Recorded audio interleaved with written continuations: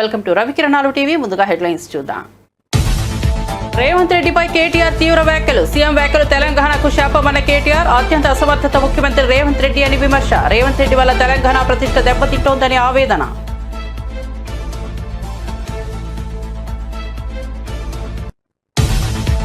AP కేంద్ర మంత్రుల్ని చూస్తే సంతోషం వేసిందన్న అద్దంకి దయాకర్. అమరావతి కోసం 1,00,000 కోట్ల రూపాయలు తీసుకొచ్చారన్నారని వ్యాఖ్య. తెలంగాణ బీజేపీ ప్రతినిధులు ఏమీ తీసుకురావడం లేదని విమర్శ. తెలంగాణ ఆర్థిక పరిస్థితిపై రేవంత్ రెడ్డి వాస్తవాలను వివరించారని వ్యాఖ్య. తెలంగాణలో ఆర్టీసీ సమ్మె వాయిదా. తెలంగాణలో ఆర్టీసీ కార్మికులు తలపెట్టిన సమ్మె వాయిదా. మంత్రి పొన్నం ప్రభాకర్తో ఆర్టీసీ జేఏసీ తలపెట్టిన చర్చలు సఫలం.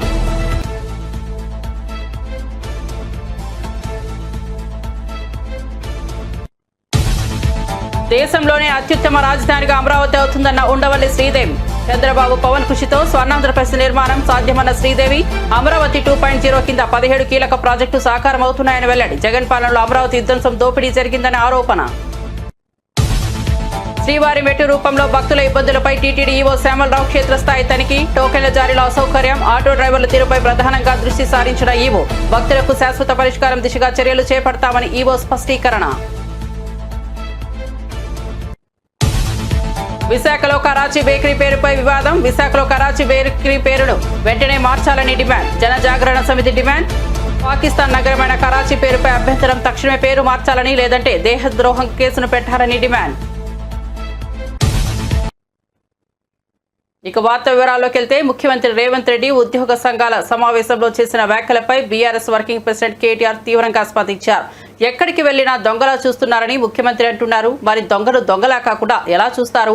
నోట్ల కట్టలతో దొరికిన దొంగను ఖచ్చితంగా దొంగ అని అంటారు. దొంగలాగే చూస్తారు. ఒక విశ్వసనీయత లేని ఓటుకు నోటు దొంగను కాంగ్రెస్ అనే ఒక వెర్రి పార్టీ గుడ్డిగా నమ్మి ముఖ్యమంత్రిని చేసింది. కానీ దేశంలో మిగతా ఎవరూ నవ్వడం లేదు. మోసగాళ్లను దొంగలను దొంగే అంటారు. చివరి రోజు వరకు నిన్ను అలానే అంటారు. కాంగ్రెస్ పార్టీ దొంగ చేతికి తాళాలు ఇచ్చిందని తీవ్రంగా మండిపడ్డారు. ఆనాడు ఒకసారి ఎన్ని మాటలు చెప్పిండండి మన రాష్ట్ర ప్రభుత్వ ఉద్యోగులకి, ఎన్ని హామీలు ఇచ్చిండు. అసలు ఉద్యోగుల గురించి, ఉద్యోగుల త్యాగాల గురించి, ఉద్యోగులు తెలంగాణ కోసం చేసిన పని గురించి రేవంత్ రెడ్డికి కనీసం ఇసుమంతన తెలుసా? అసలు ఆనాడు కేసీఆర్ గారు నిరాహార దీక్షకు పోయిందే ఉద్యోగ గర్జన సభ నుంచి. ఉద్యోగుల విషయంలో ఆనాడు ఒకసారి ఫ్రీ జోన్ హైదరాబాద్ అనే ఒక తీర్పు వస్తే దాన్ని ఖచ్చితంగా తిరస్కరిస్తున్నది తెలంగాణ సమాజం అని చెప్పి తెలంగాణ ఎన్జిఓల త్యాగాన్ని గుర్తు చేస్తూ తెలంగాణ ఎన్జిఓ అనే సంఘాన్ని ఉమ్మడి ఆంధ్రప్రదేశ్లో కూడా అత్యద్భుతంగా నడిపిన ఉద్యోగ సంఘాల నాయకులకు మా స్వామి గౌడ్ గారు ఇక్కడే ఉన్నారు, మా శ్రీనివాస్ గౌడ్ గారు ఇక్కడే ఉన్నారు, పెద్దలు దేవి ప్రసాద్ గారు ఉన్నారు, పాతూరు సుధాకర్ రెడ్డి గారు ఉన్నారు, ఇంకా ఉపాధ్యాయుల నుంచి వచ్చిన మా సోదరుడు రసమై బాలకృష్ణ గారు ఉన్నారు.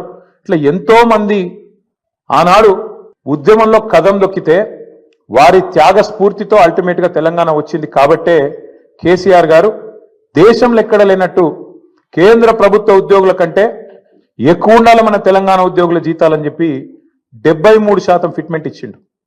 ఒక స్పెషల్ ఇంక్రిమెంట్ ఇచ్చిండు, తెలంగాణ ఇంక్రిమెంట్. ఎందుకు?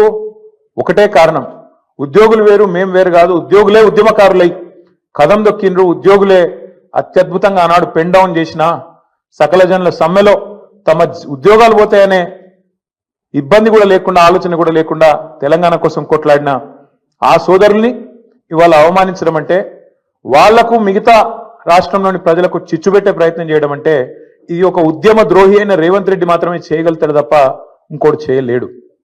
ఎందుకంటే ఆయనకు అవగాహన లేదు. ఇవాళ ఉద్యోగులు అడుగుతున్నది ఏంది? మీరు చెప్పిందే కదా, మీరే చెప్పింది. ఇక పేజ్ నెంబర్ 28 మేనిఫెస్టో. టీఎస్ఆర్టీసీ సిబ్బంది సంక్షేమం. ఆర్టీసీ కార్మికులను ప్రభుత్వంలో విలీన ప్రక్రియ పూర్తి చేసి 2 పీఆర్సీ బకాయిలు వెంటనే చెల్లిస్తాం. వచ్చే పీఆర్సీలో ఆర్టీసీ కార్మికులను చేరుస్తాం. రాష్ట్ర ప్రభుత్వ ఉద్యోగులతో సమానంగా అన్ని వసతులు సదుపాయాలు కల్పిస్తాం. ఆర్టీసీ బస్సులకి ఏందో చెప్పింది. ఇక ఇది ఆర్టీసీ కార్మికుల గురించి మీరు చెప్పిన మాట. ఇక ప్రభుత్వ ఉద్యోగుల గురించి మీరు చెప్పిన మాటలేంది? సంక్షేమం గురించి మీరే చెప్పిండ్రు. రాష్ట్ర ప్రభుత్వ ఉద్యోగులందరికీ పెండింగ్ లో ఉన్న 3 డిఏలు తక్షణమే చెల్లిస్తాం.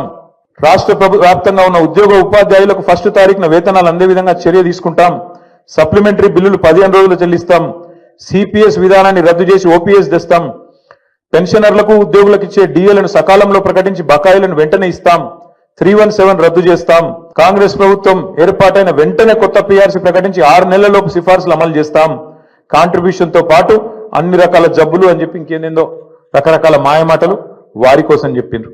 ఏం అడుగుతుండ్రు ఇవాళ ఉద్యోగులు? మీరు చెప్పిందే అడుగుతుండ్రు కదా. గొంతమ్మ కోరికలు ఏమైనా కోరిండ్రా? పిఆర్సీ వేస్తామన్నారు, ఏది అని అడుగుతుండ్రు. డిఏలు ఏవి అని అడుగుతుండ్రు.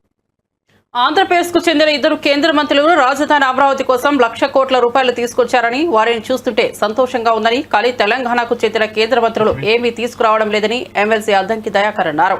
పక్క రాష్ట్రంలోని కేంద్ర మంత్రుల పేర్లు కూడా సరిగ్గా గుర్తులేదని, కానీ వారు తమ రాష్ట్రం కోసం నిధులు తీసుకొచ్చారని అభిప్రాయపడ్డారు. ఆంధ్రప్రదేశ్ అభివృద్ధి కోసం అక్కడ బీజేపీ నేతలు కేంద్రంతో పోరాడుతుంటే తెలంగాణ బీజేపీ నేతలు ఏమీ చేయడం లేదని ఆరోపించారు. తెలంగాణలో బీజేపీకి 8 మంది ఎంపీలు, 8 మంది ఎమ్మెల్యేలు ఉన్నారని, తెలంగాణ నుండి 2 కేంద్ర మంత్రులుగా ఉన్నప్పటికీ తెలంగాణకు వారు చేసిందేమీ లేదన్నారు. వీరికి ప్రభుత్వంపై విమర్శలు చేయడం తప్ప మరొక పని లేదని మండిపడ్డారు.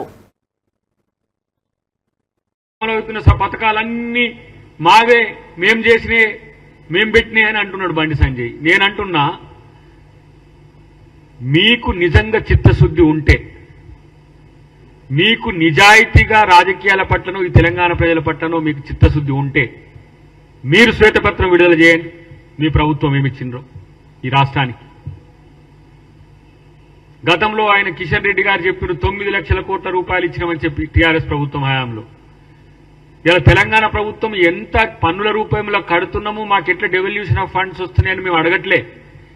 మీరుగా ఈ రాష్ట్రానికి ప్రత్యేకంగా మీరు చేసిన పథకాలు, వాటి వివరాలు కనుక చెప్పితే ప్రజలు తెలుసుకుంటారు. కనీసం నిస్సిగ్గుగా, నిర్లజ్జగా మాట్లాడుతున్న పరిస్థితి అలా. ఈటల రాజేందర్ గారు of BRS, of BJP, same ఇక్కడ రాజకీయాలు ఉన్నట్టే ఉన్నాడు ఆయన. బీజేపీ కమలం కాడకు బీఆర్ఎస్ కాడ అంటుగట్టినట్టే ఆయన సగం ఆడా ఉన్నాడు, సగం ఈడా ఉన్నాడు.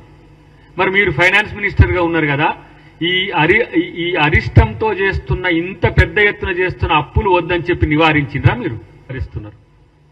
సరే, రాష్ట్రాల్లో ఆ స్థాయి ఆలోచన ఉందా లేదా బీజేపీ బీఆర్ఎస్ నాయకులకు అనేది వాళ్ళు ఆలోచించుకోవాలి. కానీ కాంగ్రెస్ పార్టీ ఒకవైపు బీజేపీ ప్రభుత్వంతో విధానపరమైన అంశాల్లో విమర్శలు చేస్తున్నప్పటికి కూడా జాతి భద్రత గురించి, శాంతి భద్రతల గురించి, వాటి విఘాతం గురించి జరిగే అంశాల్లో, దేశ భద్రతకు వచ్చే నష్టం విషయంలో మా నాయకులు, కేంద్ర నాయకులంతా కూడా ప్రభుత్వం తీసుకున్న నిర్ణయాలకు సమర్థిస్తున్న ఈ క్రమంలో ఒక ఏం పదం వాడాలి వాళ్ళు, పిచ్చి కుక్కల్లాగా ఈ అరుసుడు చూస్తే ఏమనుకోవాలనో అర్థం కావట్లేదు.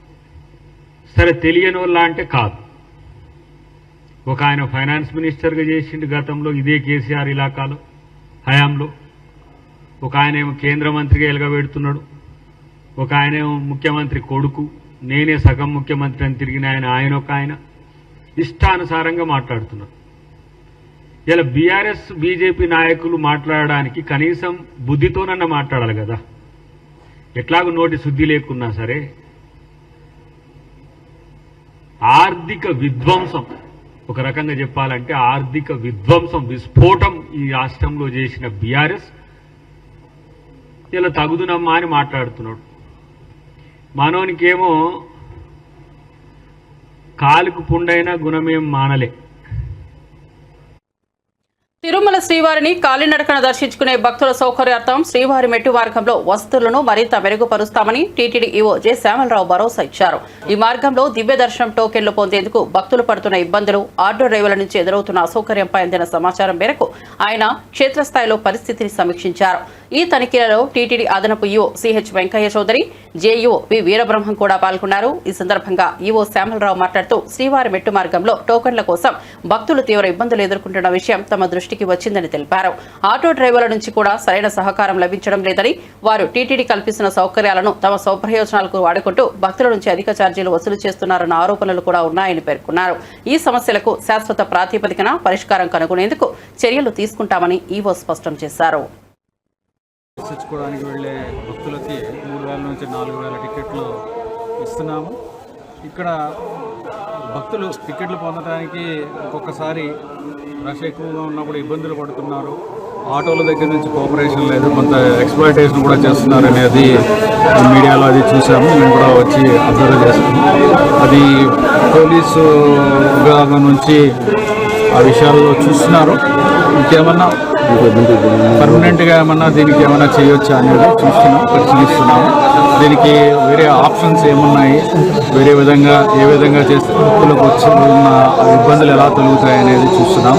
బస్సులు ఏమన్నా పెంచడానికి అవకాశం ఉందా, ఉచిత బస్సులు నుంచి కౌంటర్లు ఏమన్నా పెంచడమా, వేరే చోట పెట్టడమా, ఇవన్నీ కూడా పరిశీలిస్తున్నాం.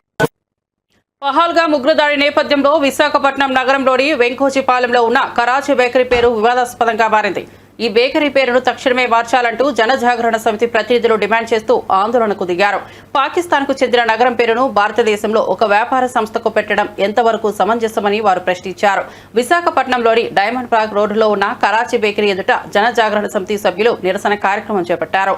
పాకిస్తాన్లోని ప్రధాన నగరమైన కరాచీ పేరును బేకరీకి పెట్టడాన్ని వారు తీవ్రంగా వ్యతిరేకించారు. ఇది దేశ ప్రజల మనోభావాలను దెబ్బతీయడమేనని సమితి ప్రతినిధులు ఆగ్రహం వెలుబుచ్చారు.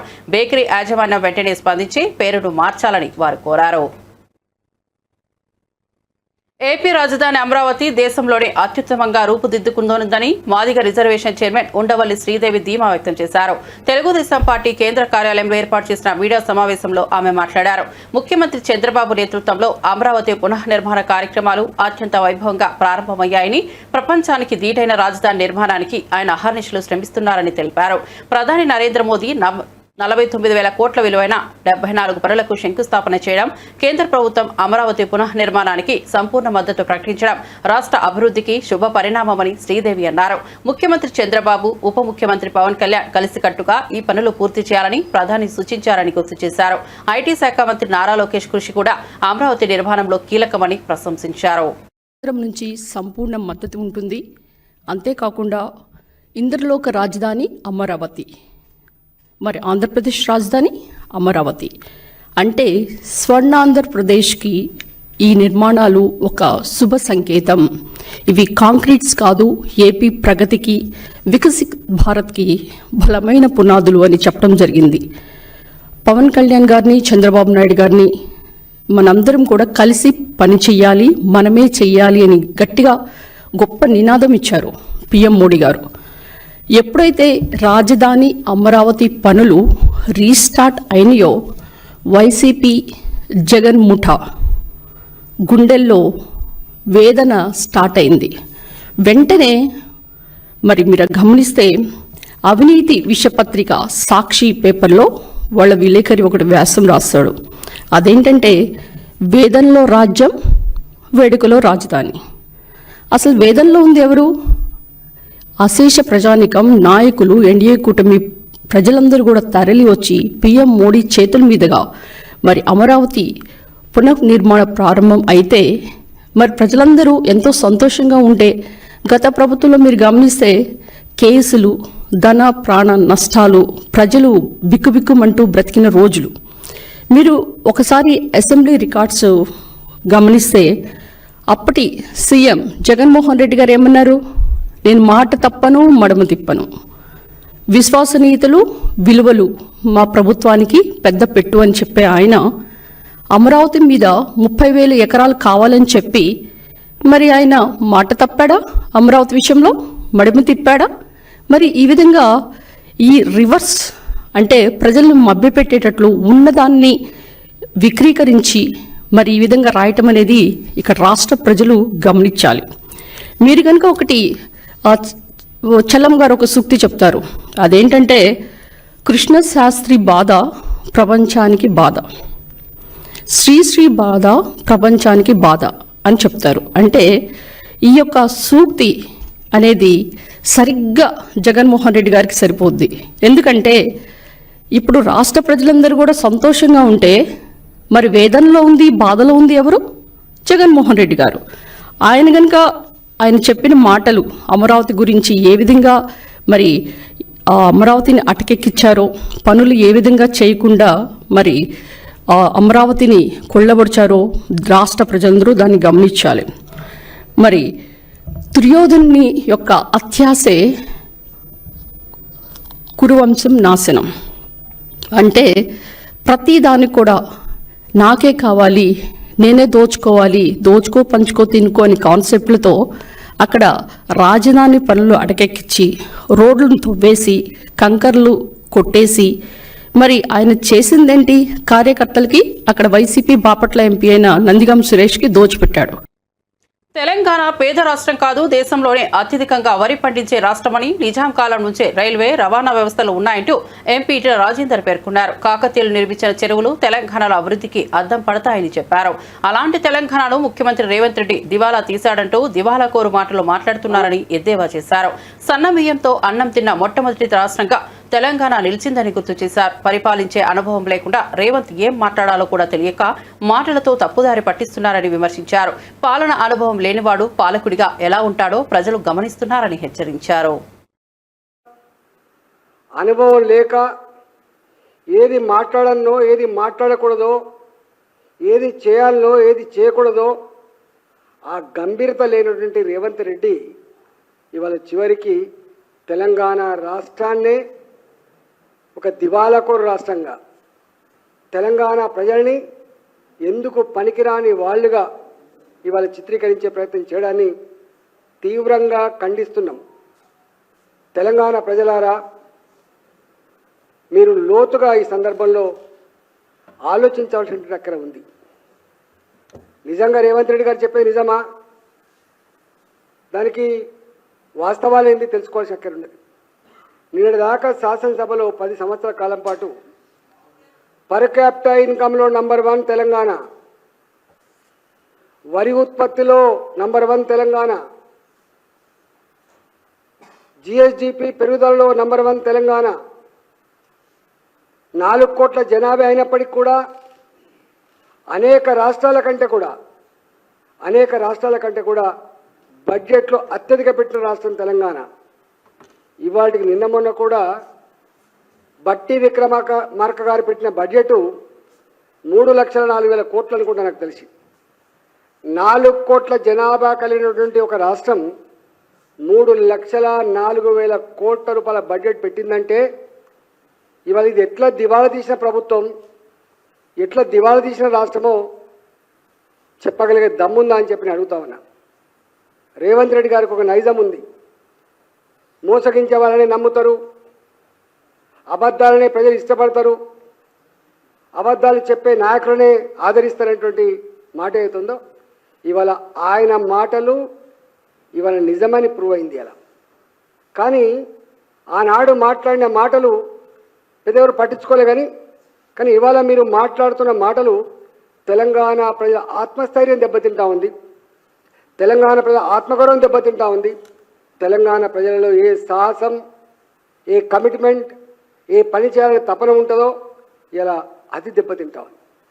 నువ్వు ధ్వంసం చేస్తున్నది నీకు అధికారం ఇచ్చిన కర్మానికి, నువ్వు ధ్వంసం చేస్తున్నది నీ కాంగ్రెస్ పార్టీని మాత్రమే కాదు, నువ్వు ధ్వంసం చేస్తున్నది తెలంగాణ సమాజాన్ని ధ్వంసం చేస్తున్నావు, తెలంగాణ రాష్ట్ర గొప్పతనాన్ని ధ్వంసం చేస్తున్న విషయాన్ని నువ్వు మర్చిపోవద్దని చెప్పి నేను మనవి చేస్తా ఉన్నా.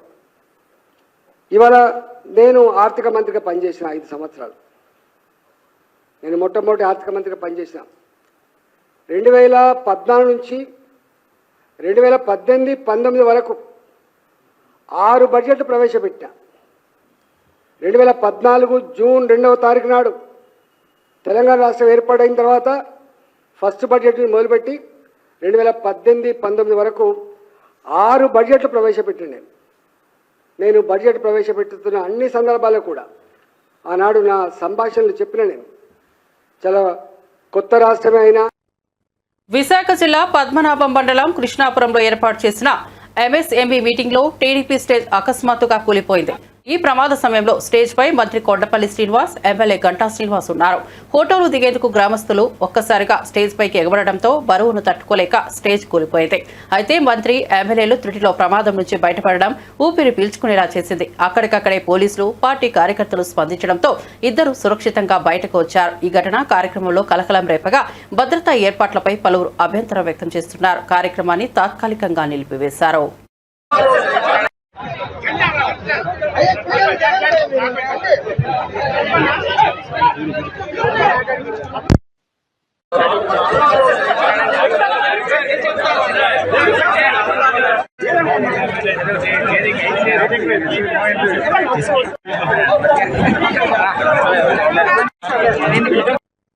హైదరాబాద్ నగరంలోని గచ్చిబౌలిలో హైడ్రా అధికారులు భారీ స్థాయిలో కూల్చివేతలు దాడులు నిర్వహించారు. ఈ దఫా Sandhya convention centre, mini hall, food కోర్టులను లక్ష్యంగా చేసుకుని అనుమతులు లేని నిర్మాణాలను తొలగించారు. ఉదయం నుంచే 3 హిటాచ్ బుల్డోజర్లతో కూల్చివేతలు ప్రారంభమయ్యాయి. Fertiliser corporation of India employees housing society layout పరిధిలో రోడ్లు, పార్కులు వంటి ఉమ్మడి స్థలాలను ఆక్రమించి నిర్మించిన గదులు, రెస్టారెంట్లు తొలగించబడ్డాయి. ఘటనా స్థలంలో పోలీసులు బందోబస్తు ఏర్పాటు చేశారు.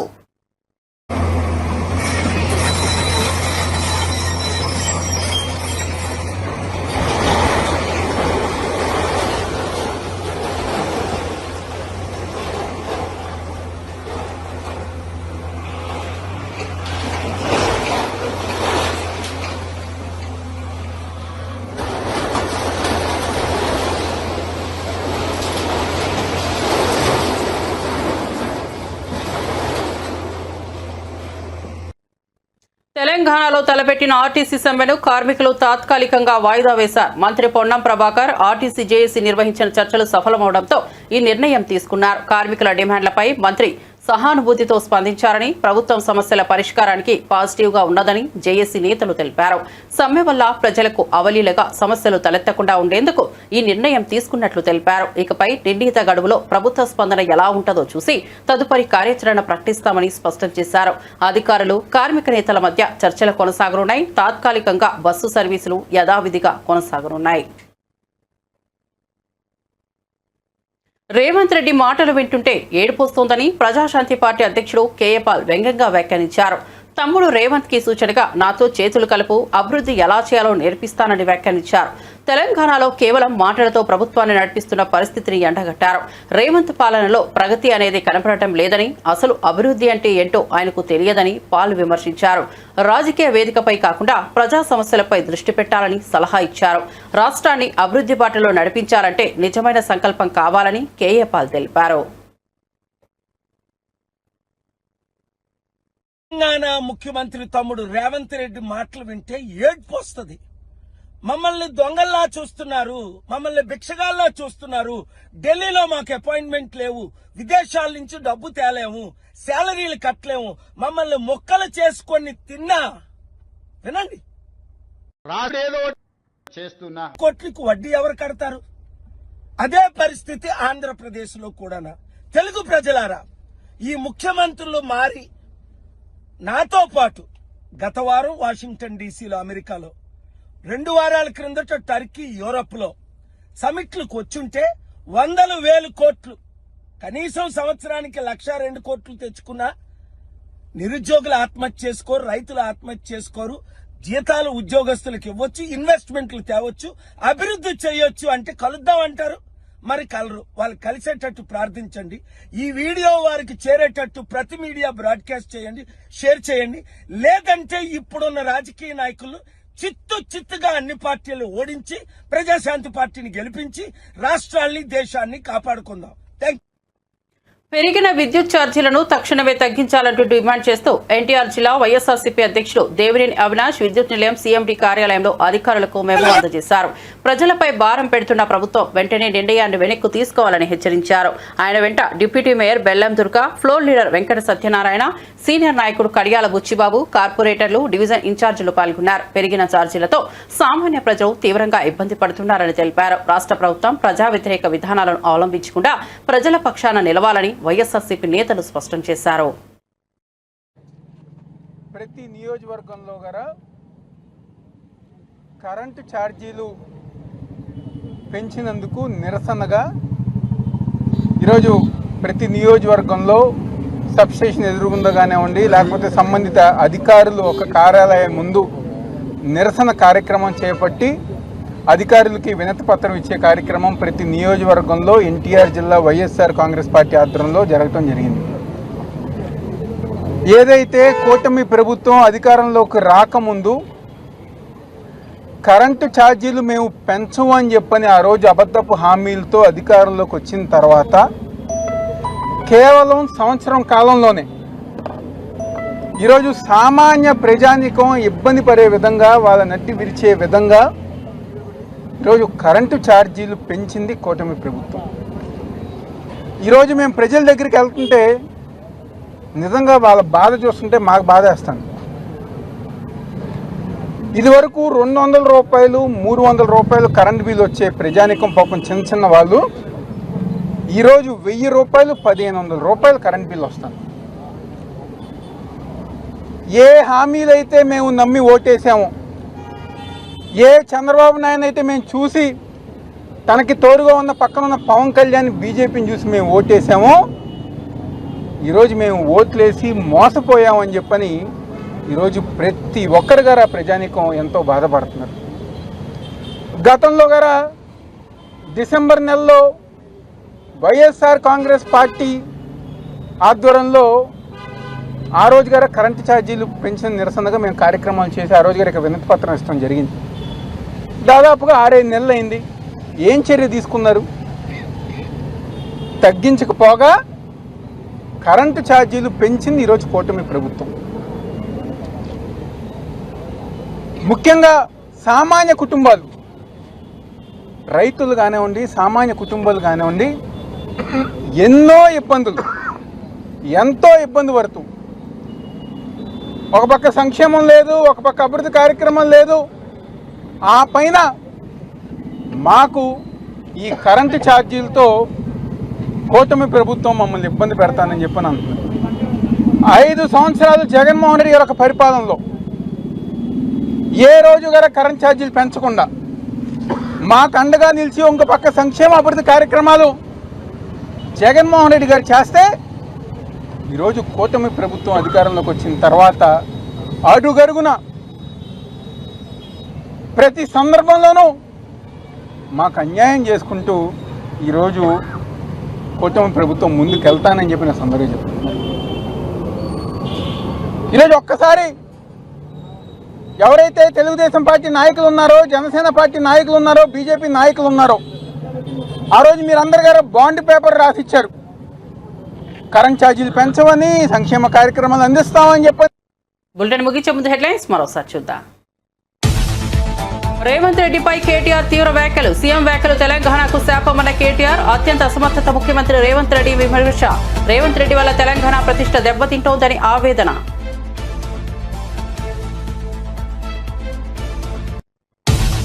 ఏపీ కేంద్ర మంత్రుల్ని చూస్తే సంతోషం వేసిందన్న అద్దంకి దయాకర్. అమరావతి కోసం 1,00,000 కోట్ల రూపాయలు తీసుకొచ్చారని, తెలంగాణ బీజేపీ ప్రతినిధులు ఏమీ తీసుకురావడం లేదని విమర్శ. తెలంగాణ ఆర్థిక పరిస్థితిపై రేవంత్ రెడ్డి వాస్తవాలను వివరించారని వ్యాఖ్య.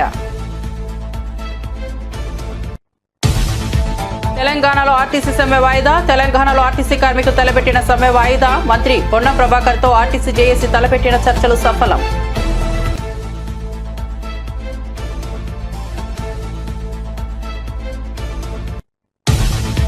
దేశంలోనే అత్యుత్తమ రాజధానిగా అమరావతి ఉండవల్లి శ్రీదేవి. చంద్రబాబు పవన్ కృషితో స్వర్ణాంధ్రప్రదేశ్ నిర్మాణం సాధ్యమన్న శ్రీదేవి. అమరావతి 2.0 కింద 17 కీలక ప్రాజెక్టు సహకారమవుతున్నాయని వెల్లడి. జగన్ పాలనలో అమరావతి విధ్వంసం దోపిడీ జరిగిందనే ఆరోపణ. శ్రీవారి మెట్టు మార్గంలో భక్తుల ఇబ్బందులపై టీటీడీఓ శ్యామలరావు క్షేత్రస్థాయి తనిఖీ. టోకెన్ల జారీలో అసౌకర్యం, ఆటో డ్రైవర్ల తీరుపై ప్రధానంగా దృష్టి సారించిన ఈవో. భక్తులకు శాశ్వత పరిష్కారం దిశగా చర్యలు చేపడతామని ఈవో స్పష్టీకరణ. విశాఖలో కరాచీ బేకరీ పేరుపై వివాదం. విశాఖలో కరాచీ బేకరీ పేరును వెంటనే మార్చాలని డిమాండ్. జనజాగరణ సమితి డిమాండ్. పాకిస్తాన్ నగరమైన కరాచీ పేరుపై అభ్యంతరం. తక్షణమే పేరు మార్చాలని, లేదంటే దేశద్రోహం కేసు పెట్టాలని డిమాండ్. మరిన్ని అప్డేట్స్ కోసం చూస్తూనే ఉండండి రవికిరణాలు టీవీ.